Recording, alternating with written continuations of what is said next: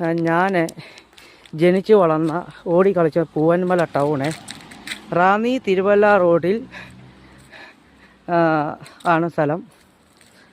ഇത് വർഷങ്ങളോളം പഴക്കമുള്ള ഒരു മാടക്കടയാണ്.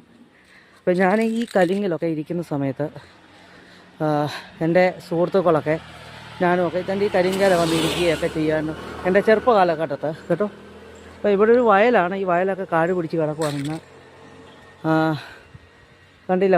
വയൽ കണ്ടാൽ അറിയത്ത പോലുമില്ല, കാട് പിടിച്ച്. ഇതാണ് പൂവന്മല ടൗണിൻ്റെ ദൃശ്യം. ഇതാണ് പൂവന്മല എന്ന് പറഞ്ഞ ബോർഡാണ്.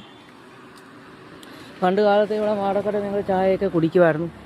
ഇതാണ് പൂവന്മല ടൗണിൻ്റെ ഒരു സൈഡിൽ നിന്നുള്ള. അപ്പോൾ ഈ ഇടത്തോട്ട് വരുന്നതാണ് എൻ്റെ വീടായ കണക്കമണ്ണിലോട്ട് പോകുന്നത്. ലാങ്കോണും അടുത്താണ് കേട്ടോ. കണ്ടല്ലോ എൻ്റെ വീടും എൻ്റെ പരിസരമൊക്കെ, എൻ്റെ പൂവന്മല ടൗണ്.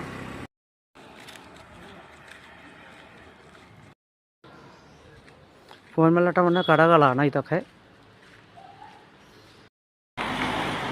ഇത് ഒരു വലിയ മാറ്റമൊന്നും ഇല്ലാത്ത പൂവന്മല ടൗണാണ്. പൂവന്മല ടൗണിലെ കടകളാണ് ഇതൊക്കെ.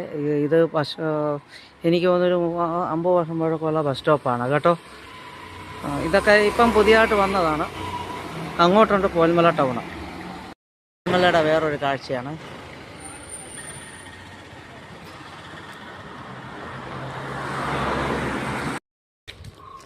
ഇത് പൂവന്മല ടൗണിൻ്റെ ഒരു അവസാന ഭാഗമാണ്. ഇനി ഞാനങ്ങോട്ട് പോകുന്നത് ഞാൻ പഠിച്ച സ്കൂളിലേക്കാണ് കേട്ടോ. ഇതെൻ്റെ ഒരു സുഹൃത്തിൻ്റെ വീടാണ്. ഇതൊക്കെ ഇപ്പം ആൾതാമസമില്ല. പൂവന്മല എല്ലാം പ്രവാസി മലയാളികളാണ് ഏറ്റവും കൂടെ ഇവിടെ. അമേരിക്കയിൽ ലണ്ടനിലൊക്കെയാണ് ആൾക്കാർ താമസിക്കുന്നത്. അതുകൊണ്ട് ഇങ്ങോട്ട് ആൾക്കാരില്ല.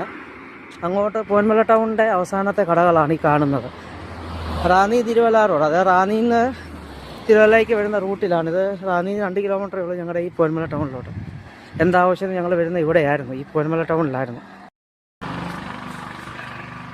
ഏതാണ്ട് ഇവിടെ ഒരു പൂവന്മല സ്കൂളാണ് കാണുന്നത്. ഇംഗ്ലീഷ് മീഡിയം സ്കൂളാണ്. പൂവന്മല ടൗണിൻ്റെ അവസാന ഭാഗമാണ്. ഇപ്പോഴാണ് അടുത്തിടെ കടകളൊക്കെ വന്ന്. ഇതൊക്കെ വീടുകളൊക്കെ പൂട്ടി കിടക്കുവാണ്. കാട് പിടിച്ച സ്ഥലങ്ങളാണ്.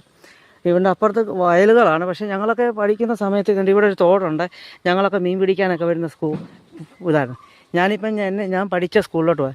ഇതുകൊണ്ട് ഈ കാണുന്ന മൈതാനം എൻ്റെ ഒരു കൂട്ടുകാരൻ്റെ വീടായിരുന്നു. ഇതൊക്കെ അവരിപ്പം ഇവിടെ ഒരു സ്കൂൾ വരാൻ പോവുകയാണ്.